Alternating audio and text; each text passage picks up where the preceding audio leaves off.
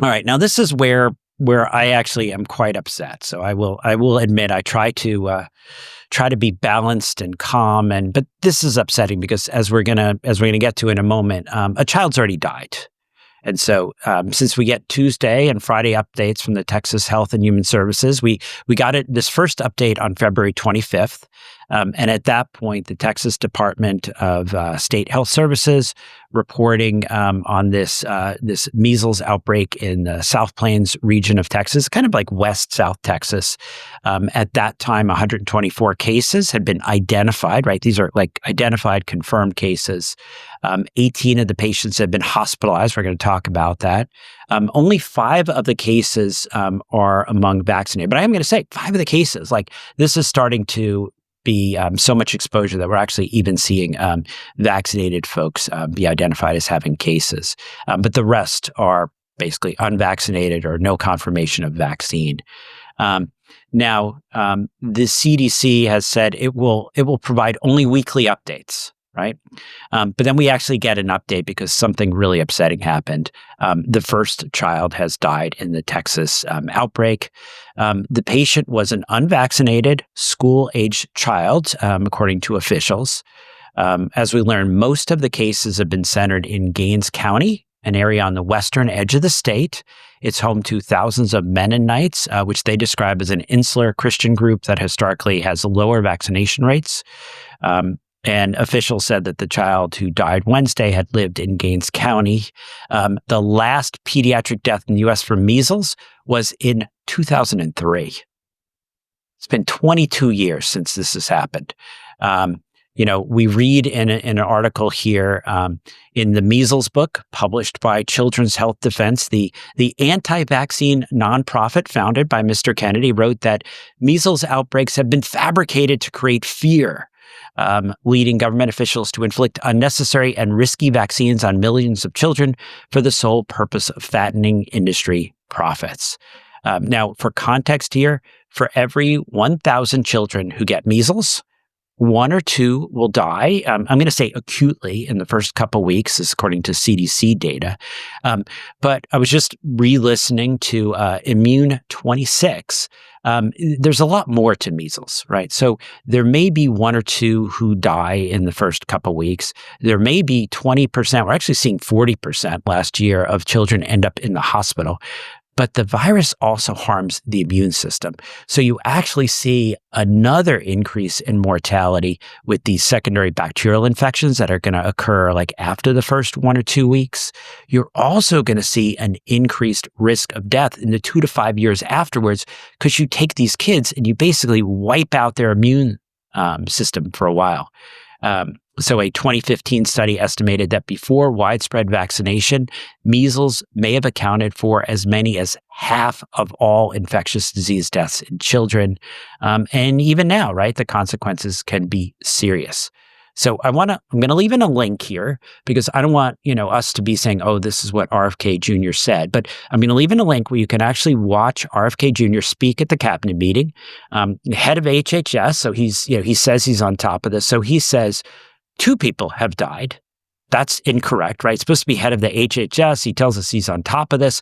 He doesn't even know how many children have died. Whether it's 1 or 2 for him is, not a problem to have wrong.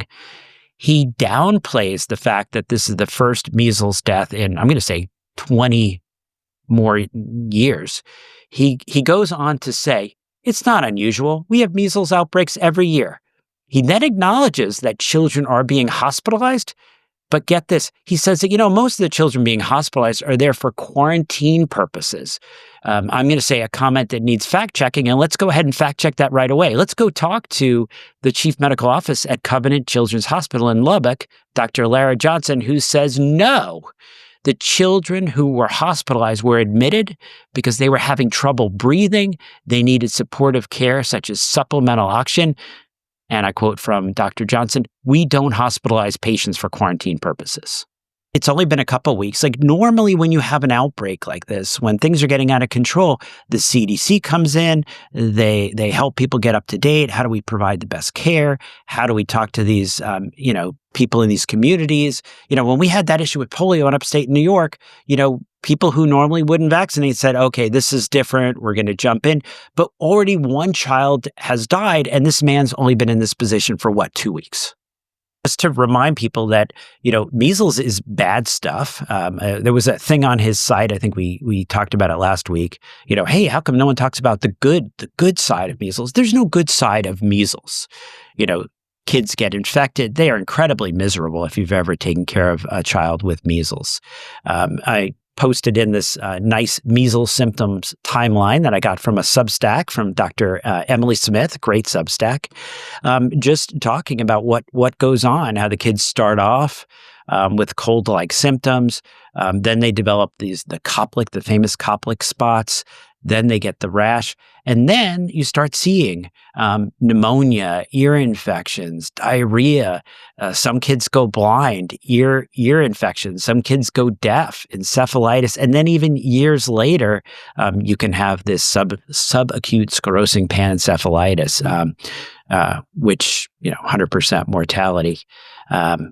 This is horrible. And as I mentioned, it wipes out all that immune memory that you've earned, all that natural immunity, all those vaccines, everything.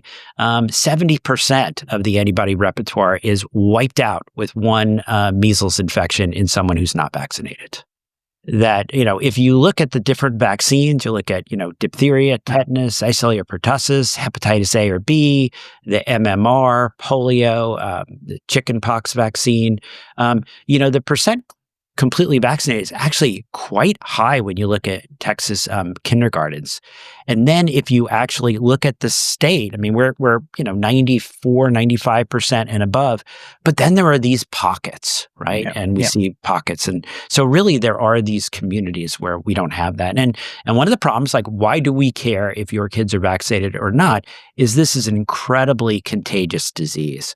And so, think about all those children under the age of 1 who are not old enough to get the protection. We're putting them at risk. Think about pregnant individuals. They're at risk. So yeah, this is one of those things. Your freedom to wave your arms ends at the tip of my nose. Your freedom to, spread a deadly disease is something that we really have to talk about when we live in a community. The MMR vaccine is the key to prevent the spread of this highly dangerous virus, according to the CDC. It's recommended around 12 months of age, a second dose between 4 and 6 years old, which is 97% effective at preventing measles. Measles was eliminated from the U.S. in 2000, though that doesn't mean it has disappeared. This was declared eradicated from the continental United States. However, we do still see sporadic cases and travelers who bring it back. The CDC says these travelers are mostly Americans and sometimes international visitors. Maimonides Health pediatrician Dr. Soline Kojaglenyan saw it firsthand during New York City's outbreak in 2019. While working at a different hospital, she treated an infected child.